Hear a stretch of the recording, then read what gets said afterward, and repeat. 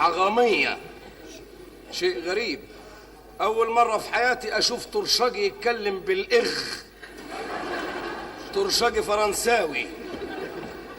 انت بتبرطم تقول ايه؟ لا ولا حاجة يا استانم، لغاية ما في الأمر أنا متضايق شوية، أرجوك تسامحيني. يا لهوي، ما ده لا تكون متضايق مني. لا أنت يا خبر. هو اللي يشوف حضرتك يتضايق؟ اسمع، هقول لك على دواء للزعل. والله يبقى لك الشكر يا فندم.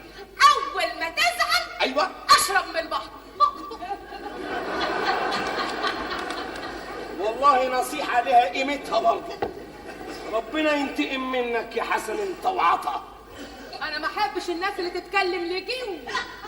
والله يا فندم ولا الجوه ولا البره. سمعني انت بتقول ايه؟ كل خير يا فندم. وانا عرفني مش يمكن تكون بتشتمني. استغفر الله، والله ما بفكر فيكي ابدا. يا نهارك اسود، ما تفكرش فيا ليه؟ هفيا مش عاجباك؟ يا ست هانم مش ده السبب، الموضوع وما فيه انهم جايبيني اسكن عند راجل حرامي نصاب قتال قتله. يا لهوي، حرامي ونصاب وقتل قتله في حارتنا؟ ايوه، واسمه حسب الله بعضشي. نعم يا اخويا. وله بنت حراميه نشاله تسرق الكحل من العين. يا لهوي! ايه يا حرامي! الحقني يا عم لاله، الحقني يابا!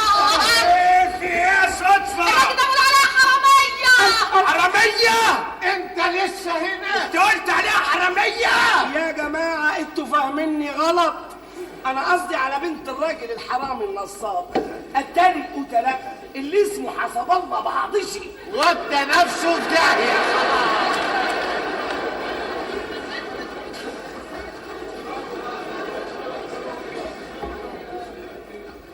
بتقول ايه؟ يا فندم بقول على بنت الراجل الحرامي النصاب التاني القتله اللي اسمه حسب الله بعضشي. ايه اللي حصل؟ في ايه؟ الله، ايه بس؟